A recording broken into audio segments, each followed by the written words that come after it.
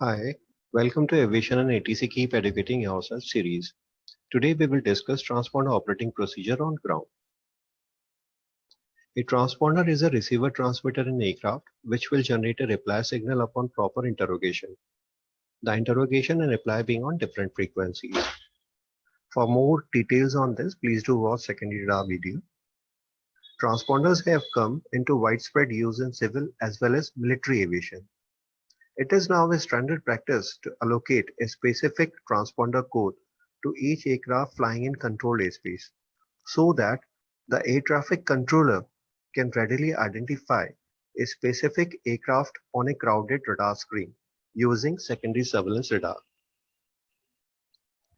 Currently, there are systems such as Surface Movement Guidance and Control System, which uses transponder returns from both aircraft and airport service vehicles installed with transponders to improve safety and efficiency in the surface movement control. Transponder is used in air traffic management such as aircraft identification, enhancing the controller situation awareness, development of ATC tool and safety nets like AMAN, Arrival Manager, MTCD, Medium Term Conflict Detection, STCA, Short Term Conflict Detection. Details will be discussed in a separate video. ACAS, Airborne Collision Avoidance System, operations also requires that both aircraft, the interrogator and target are equipped with operating transponders. For more details on that, please do watch video on TICAS. Now first we'll discuss about transponder operations. Transponder power status. Off means no power supplied, no RF transmission. Standby. Power supplied but no RF transmission. Auto, automatic mode. On, power supplied, normal operations, RF transmission, transponder replies on interrogation. This is transponder set 1 or set 2. Altitude reporting on or off knob. If off is selected, transponder replies, but it will not give us altitude report. TICAS will be in standby mode. Transponder failure. If yellow light blinks, pilot will report this to ATC about the failure of transponder. There are 40906 octal transponder codes. This is the dial for entering suggested transponder code 0, 1, 2, 3, 4, 5, 6, 7. These are the numeric which will be entered through these numeric keys. Transponders selected will be displayed here. CLR clear to enter a new transponder code. Ident will be pressed once requested by ATC. The aircraft track symbol will flash for about 8 seconds and the color of track will change to blue.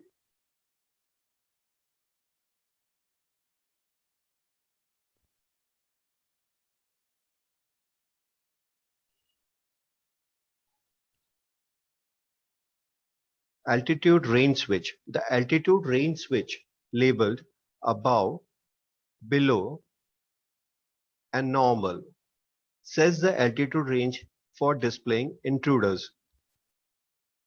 Above selection displays relative altitude reporting traffic from 2,700 feet below to 7,000 feet above aircraft altitude. Normal selection displays altitude reporting traffic from 2,700 feet below to 2,700 feet above the aircraft altitude. Below selection displays altitude reporting traffic from 7,000 feet below to 2,700 feet above aircraft altitude. Transponder operation. Standby TA, TARA. Altitude range switch. And this is how to enter code assigned by ATC and press CLR to enter new code.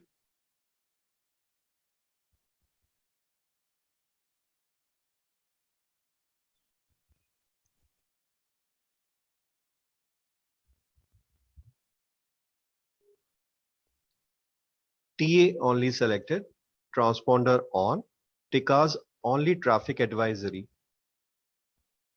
TARA, transponder is on, TCAS both TA and RA functional. XPDR, transponder on, TCAS and warm-up cycle. Now we will discuss the transponder operations on ground.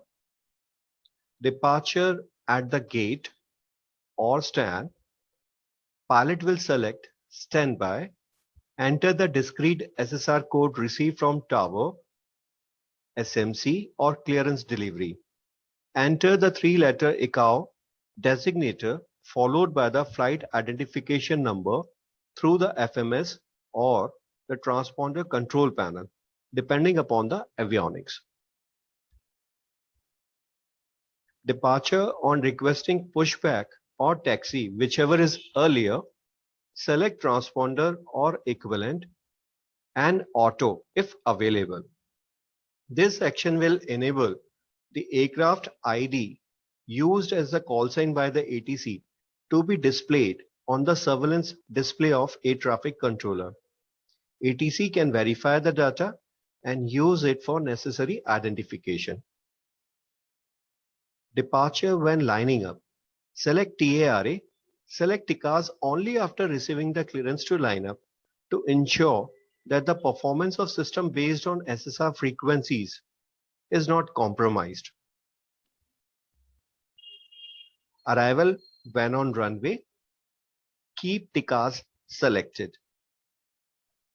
Arrival after vacating the runway. Select transponder XPDR or equivalent and auto if available. There is a need that the transponder remains able to exchange data with the Advanced Surface Movement Guidance Control System.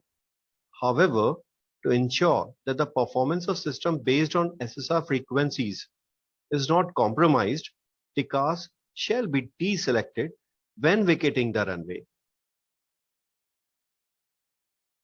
Arrival when parked on stand. Select standby. The transponder will not reply to interrogation. The discrete SSR code given to that particular flight can now be recycled for other flights. Our next video will be on AMLET sensors antenna and SMR antenna that will help in target acquisition and display on ATC, Advanced Surface Movement Guidance Control System. Thanks for watching. Please do share your views in comment section.